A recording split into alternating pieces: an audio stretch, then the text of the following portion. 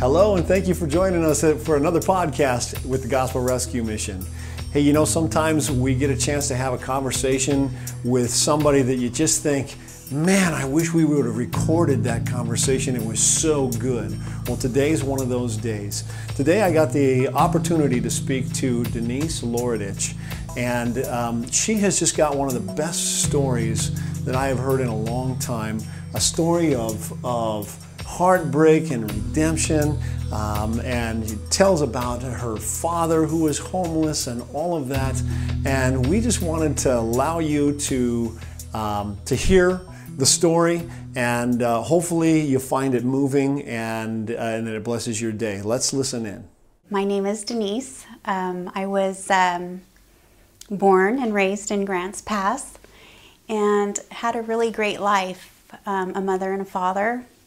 We had a home, a little 5-acre farm out on Williams Highway, and everything was great. Lots of animals to play with. My father was a rancher, so we always had cattle coming through, and horses and pigs and chickens and dogs and cats, and every day it was like I got to go with him to go get a new animal, and it was a really great life.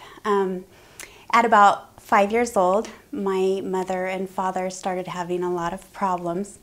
My dad was drinking a lot, and one day we had somebody knock on our door and said that Dad had sold the house. So, needless to say, I was 5 years old and we were packing up and we were moving out, and Dad had become a very heavy drinker at that time. And so over the next few years going through this and his life spiraling further and further into alcoholism, there was many times that I saw my dad on the road. We would pass him in the car, or he would be hitchhiking on the road. And as a little girl, when you see that, it very much affects you because there's nothing you can do about it. Sure. I wanted to help him. I wanted to bring him home. Why can't he sleep with us? Why can't he be with us? We would drop him off up at the freeway, and he would hitchhike. He moved away, and he was living in Roseburg, in a little place there. But we would drop him off, and I would watch him hitchhike off, and that was a big burden for me to bear at that young age because I was helpless and I couldn't help him. Alcoholism took his life. He was voted most likely to succeed out of high school. He was a cattleman, like I said before, and he could go to a pasture of land and see like a whole herd of cows, and he would be able to tell them the weight of all those cows within 5 pounds. I mean, he was just very gifted, very talented man. When he sobered up, as he would do, you know, off and on throughout his life, he would sober up for small periods of time, and he would get right back on his feet. He would have money in his pocket. He would have cars and a house, and then it would happen again, and he would fall apart again and drink, and he'd lose it all and be back on the street. And this happened over and over and over, and until I was 17. He lived here in Grants Pass most of my childhood life. Growing up, when I wanted to see him, I would walk downtown and I would say, "Dad, where's my dad?" Everybody knew who I was because they knew my dad. And they would tell me, "Oh, he's in the alley over there on G Street," or "I seen him sleeping here," or, you know, they would tell me where he was. And that's where I would find him. And he was mine. He was my dad. So,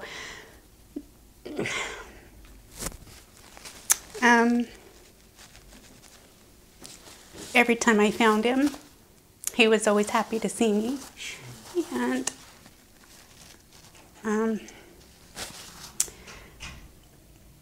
when he would sober up, he would come to the mission. And they would always bring him back in. And when he was sober, he was a big part of the mission. And when he was sober, he would give, greatly to the mission for the benefit of it, because they helped him so much through his life. And so, can I pause you for a second? Yes, you can. So here's I want to stop you just for a brief second to talk about, it's interesting and it's the other side of the human connection that I think a listener may just completely not recognize, that there's a family person attached to that person that they see on the street. To imagine that somebody finds that person, goes and finds them on the street and says, Dad or Mom, and there's this rejoicing and connection, even though it's not what either of them want. The homeless person is embarrassed to be seen that way, and maybe the not homeless family member is maybe a little embarrassed that they're that way, but that love for them is just way outweighs any of that, right? And so for you to go, when you go down and say, hey, where's my dad? Everybody knew you had done it so frequently that everybody knew who your dad was and knew who you were. And it was not frightening anymore. You'd done it enough times. You'd been down that road enough times that it was just it was kind of an extension of your family in a sense, an extension of now your new reality. But this person, it's easy to drive by somebody on the street and just see them as a creature, or some, we come up with imaginary names for them, whether it's tweaker or meth head or druggie or drunk or bum. We used to use, hobo and bum and stuff like that, years ago. But now this kind of language, it's demeaning, but I think what it does is it allows us, it's part of the way that we morally disengage from the person, to stop seeing them as somebody that's a part of, it's our community. We're obligated as a community to connect to them morally, unless we can make them less than human. And if we make them less than human, then we're capable as humans of doing all kinds of evil, right? We can beat them up and rob them. We can do all kinds of things. This is exactly what Nazi soldiers did to disengage themselves from Jewish people and still feel like they could live a moral, normal life, because, well, these people were just cattle to them. They told themselves that they weren't really human. They were simply animals or something ridiculous. And we do the same thing in a subtle way and don't even realize that your friends and mine, people that we know and love, maybe even, our family members sometimes you'll hear them when we're driving down the street and go, oh, look at that bum. Get out of my way, you bum. Or whatever, and they make these comments and totally in their whole thing, they don't realize that what they're doing is they're intentionally, morally disengaging from the person, from a human being, somebody that God is, made in His image. That's right. An amazing thing. Right. So how old were you when you learned that something had happened to your dad? And tell us what went on there. So after years of him being on the street, I became pregnant at a young age, and I moved away to San Diego, and I had my baby there. And I was 17, and I brought my little girl to Grants Pass, and he at that point was sober, and he had an apartment at that time, and he got to meet her, and that was the last time I got to see him. And she was about 1 year old, so I was, I think, 17. And shortly after that, I was looking out my window in San Diego and I seen my mom coming. And I thought, oh, something's wrong. And she knocked on the door and she said, your dad is gone. And it was really hard for me because I always hoped and knew that someday he would be sober and be able to live a productive life and be a grandfather and be a father that he desired to be through the alcoholism. He was beat to death by another homeless man here in Grants Pass. They didn't find him for 5 days later. So he was beat and he laid there for, I think, 2 days before he actually died. And then, so that was really hard. I came to Grants Pass and I was young. I didn't have any money.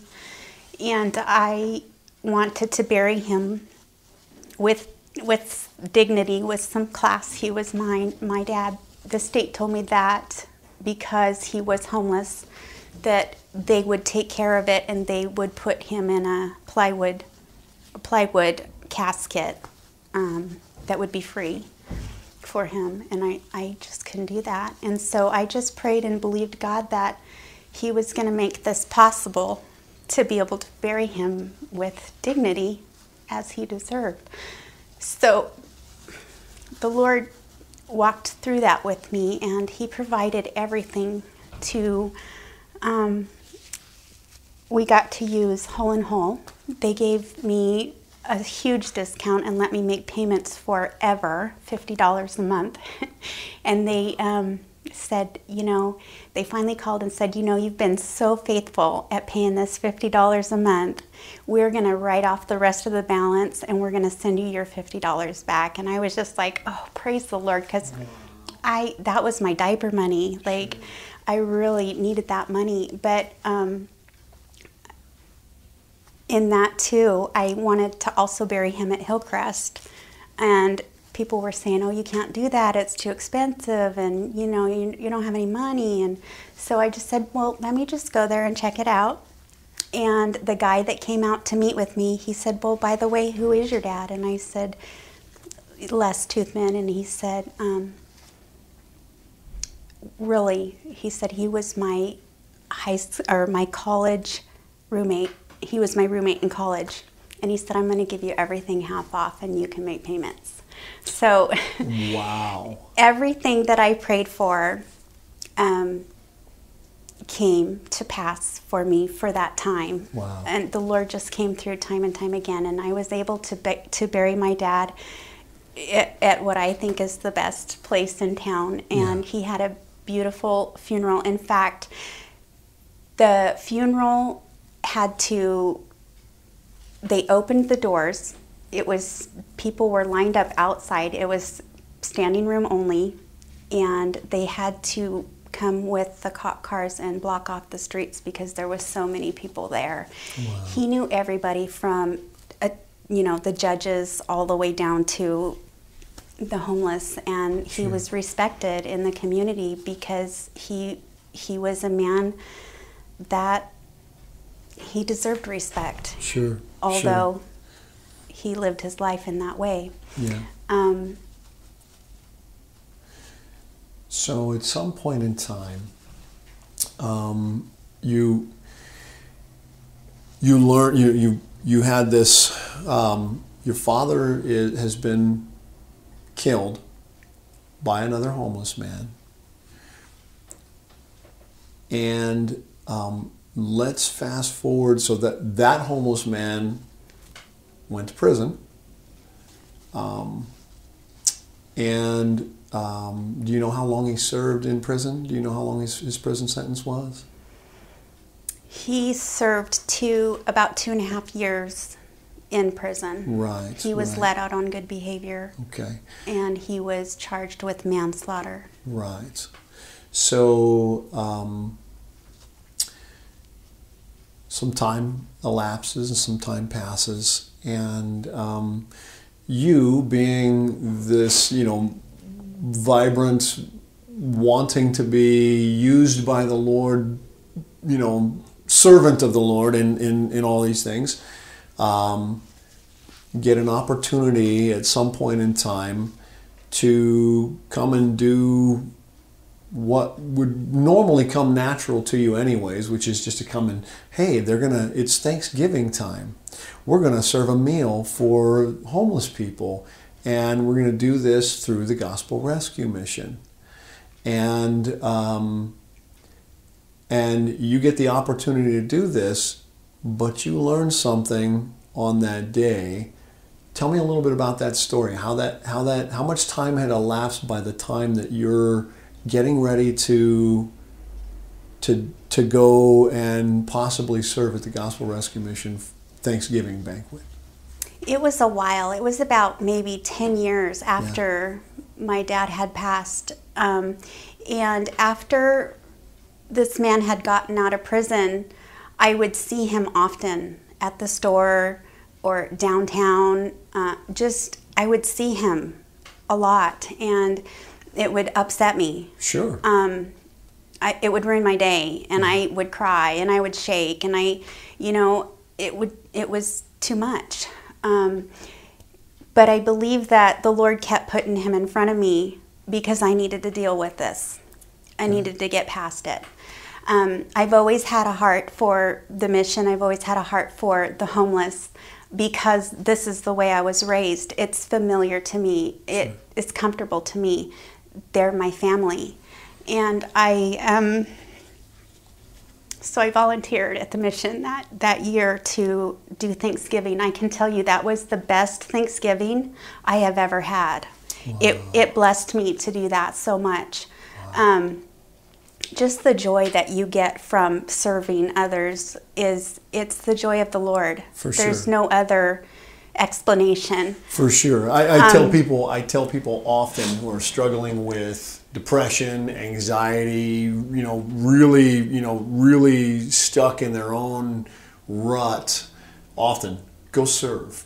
Go find somebody to serve. Go find somebody to take care of. Absolutely. If you want to get out of that rut, if you want to break that cycle, start making life not about you, but about others. And you'll be amazed how much you stop focusing on the stuff your that you're in. Focus shifts. Exactly, your focus shifts. And so you did that, and I did that. Yeah. And that was a really great Thanksgiving one to remember. But so I was there, and the man that did this was there also, and he was there to eat, and I had to serve him. He was my table. What's going through your head at that moment?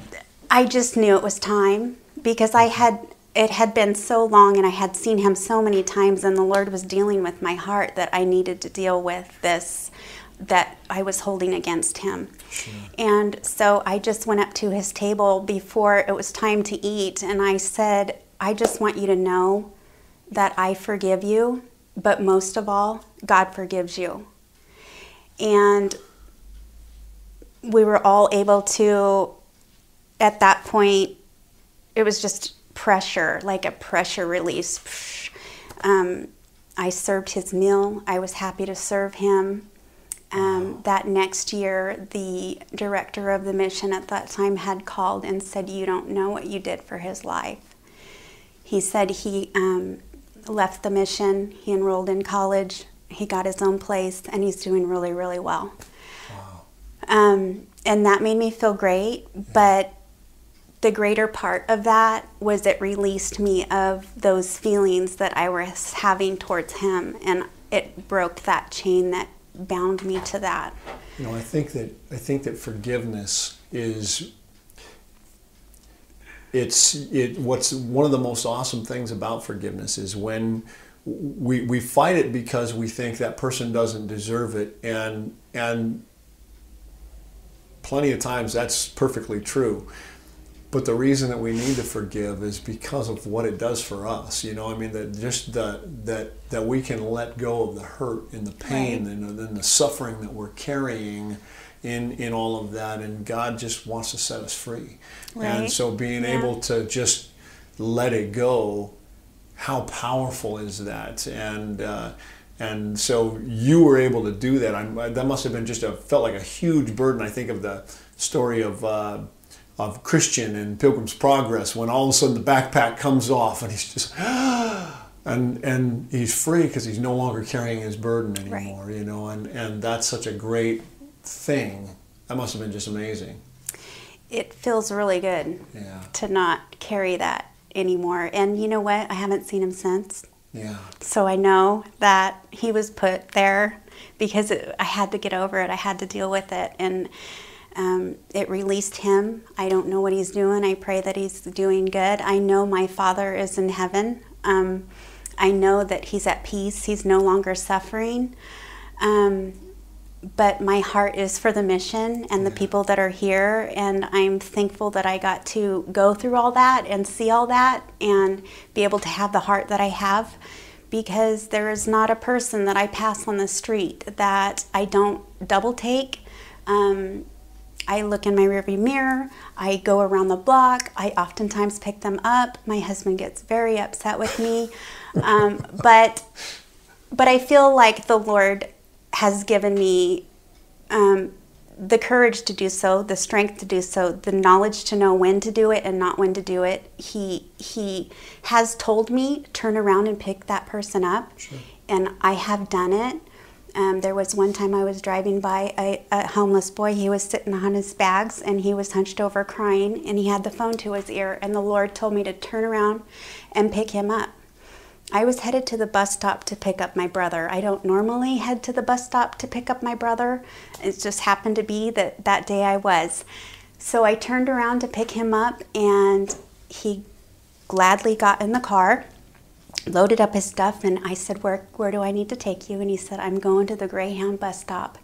And I said, really? Well, I'm headed there now. You're going that yes. way, yeah. And he said, I was on the phone with my mom, and she was praying with me when you passed that somebody would, or that the Lord would send somebody across my path to take me to the bus station. Wow.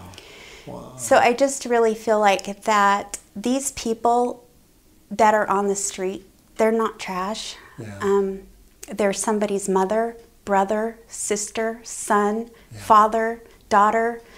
They have family that cares about them, that's praying for them, that has hope for them, and we are a community that needs to come together and realize that this is our future. These people, they're broken, and there's a reason behind their brokenness. There's a story to every situation, and it's very eminent that we realize what's going on and not have our hearts so hardened, but that we can all look inside ourselves and realize that, wow, these people belong. There's a reason. There's a purpose for their life. God created them for great things, and they're broken, but we're not, and we can help. Yeah. You know, it's so, everything that you're saying is just like firing off 1,000 thoughts in my mind, and I think of, you know, I'm thinking of the person maybe listening right now that is, you know, sitting in on this conversation, and this is so cool that we had the opportunity to sit and record this, because I have so many really great conversations with people that I never get to record, and so I got to tell people about it, and it just doesn't sound the same. So I really appreciate you coming in and taking the time to do that and have this conversation with us. And I think, you know, I think about that person listening, and I go, maybe there's people there that are listening for this podcast for the first time. They're hearing something about the mission for the first time. Maybe they're only considering these things for the first time. I mean, you have their attention. We're riding shotgun with them in the car, or we're on their podcast app while they're, you know, running a treadmill or something in the gym, or you know, whatever, and listening at work when they should be working, or something, and and you have the opportunity to say something to them, you know, to try and help bring them along. Is there anything that you feel like you would, you know, like to add to any of this? I mean, how can they get involved? Maybe they don't have the courage to pick somebody up. Maybe they don't know what to do. What would you tell them? A lot of times that's hard for me too. How can I help? Where are the gaps? What could I possibly do that's uncomfortable to me? Or I'm not you and I didn't grow up that way. But everybody can do something. Yeah. When is the last time you walked past somebody on the street that's there and smiled at them, or at least said hi? Yeah. You don't have to give them money. Yeah. You don't have to give them anything. But what about a smile? Just being kind, yeah. Just be kind. Yeah, acknowledge their humanness, you know, right. and the value just in that, their humanity, instead of just avoiding their gaze. I love that, yeah. Right. And I want to be more involved because I haven't been. I've been, you know, I drive by and think the mission's beautiful, great, that's wonderful, I'm so glad. But I have not come forward and to see how I can help, and that's why I'm here today, because I want to help. I want to be a part of the bigger plan, the solution to what's going on here in our community. It's big, and it's not going to get better. It's going to get worse. So we really need to come forward and do what we can do, each one of us, because we all have something to give, whether it be clothes or money, or I drop off my fresh farm eggs back there, and that's fantastic. And it's you know, it helps. Just whatever we can do to help. Yeah. And not your junk. We want the best things here for our people. Yeah. We want to be able to take them if they have a job interview and buy them new clothes, and not just one outfit, 5. Why not buy this person 5 new outfits? Because they deserve that. Yeah. Have you ever been to a job interview and had to wear something secondhand? No. It doesn't make you feel confident. Your confidence isn't there anyways, and then you're showing up in used clothing, or, you know, let's just give them the boost that they need to get up and going, because I can guarantee you, once they've ended up here at the mission, they're ready for change. Yeah. Yeah. They are ready for change. Yeah. And so it's taking us to come together and love on them and be able to give them needs, not just $5 here and there. That's not helping anybody. Yeah, yeah. Well, I mean, what you just said is so perfect, because we noticed as a mission when we were back at the old 8th and E building, you know, the old yellow submarine there, that's not even there anymore. But that's where my dad was. Yeah, yeah. And that's where I met the man who killed your father, and you know, I knew that he had killed someone. I didn't know you or him then, you know, and stuff. But yeah, you know, and it seemed to me like when we were there and we looked really destitute, people were more apt to get engaged. I think one of our problems, we really felt like, you know, we wanted to give them the best. We wanted to really make the mission in Grants Pass to just be something that was so far and above what we had done in the past. We wanted it to be just the absolute best that we could offer.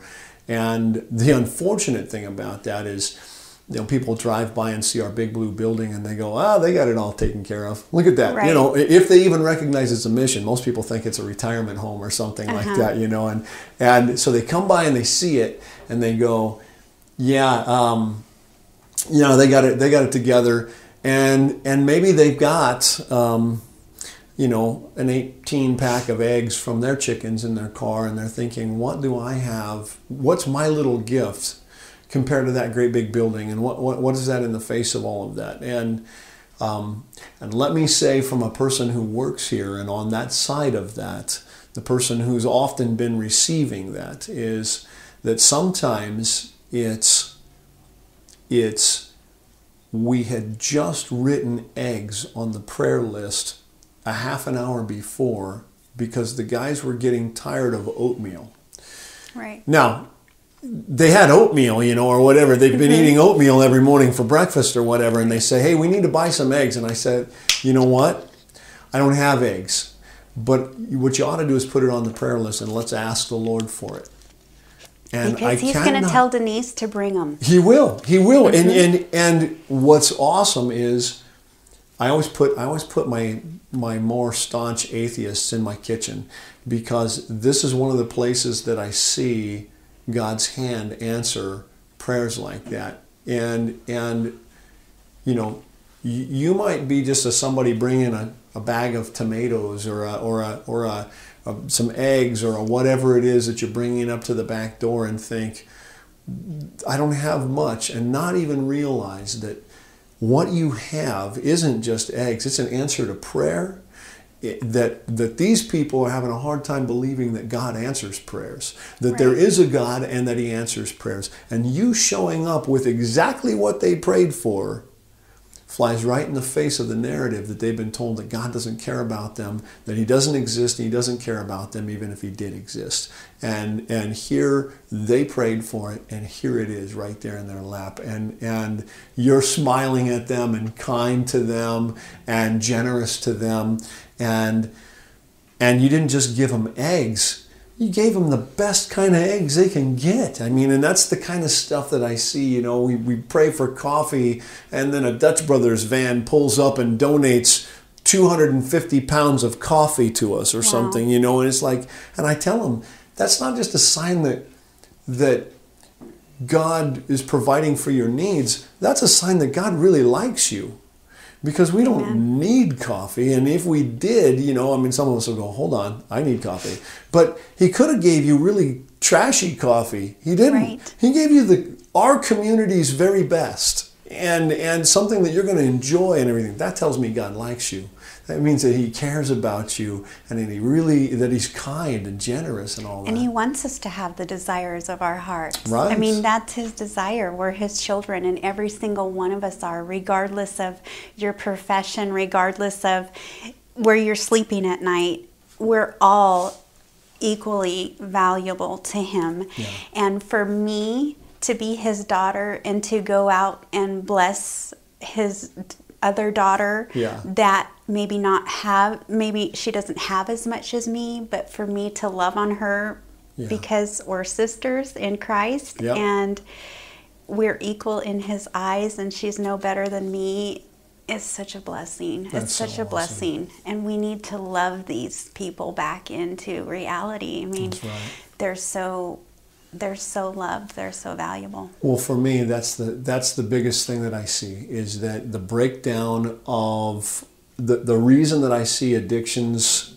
I'm convinced, and I've been at the mission now for 10 years, and my conviction is that the guy who drinks because he doesn't have good relationships, and he's not good at relationship skills, and he doesn't understand, and he's hurting inside so bad that he's just doing anything to just numb the pain. He's doing anything just to stop the agony that's going on inside. And the drink, for that moment, takes care of that, or the drug, or whatever it is that's the thing.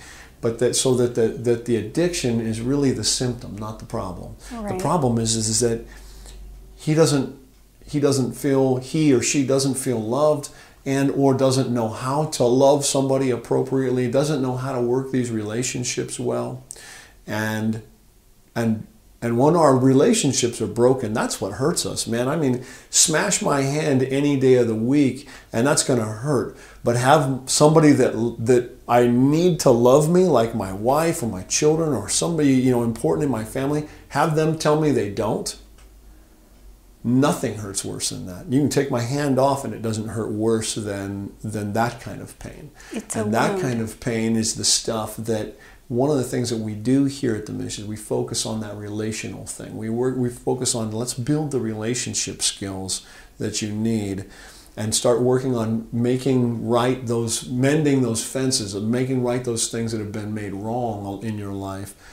And then when you leave, you have an opportunity to walk out not needing the thing that you needed before, that you used before to cope with that pain, because you're not in pain anymore, because the relationship's restored and reestablished and everything. So you've said so many powerful things, and I would just again echo everything, say yes and amen to all of it. And Denise, I just cannot tell you how much I appreciate you taking the time Thank you, to Brian. come in and do this. Now, you have I'm going to give you an opportunity for just a brief business plug, because you have you're in real estate. Yes. You and your husband have a fantastic real estate business. Is that right? You want to tell people about that real quick? The Lord blessed us in that, Brian. Yeah. I can't take the credit for that. So that's all His doing. Sure. And yes, we sell real estate.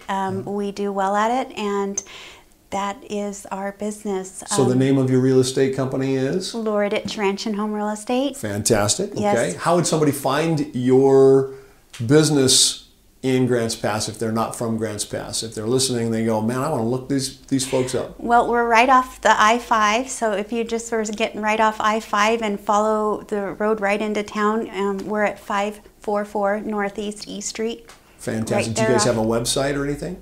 Loraditchland.com. Yes. All right. And that's fantastic. I got to tell you, I love what you do. I love that you took the time to come in and talk to us. And maybe if the urge comes up, you start thinking, you go, there's something I really wanted to add, or something another part of the story I'd like to tell, or something like that. Would you be willing to come back and do it again? I would love to.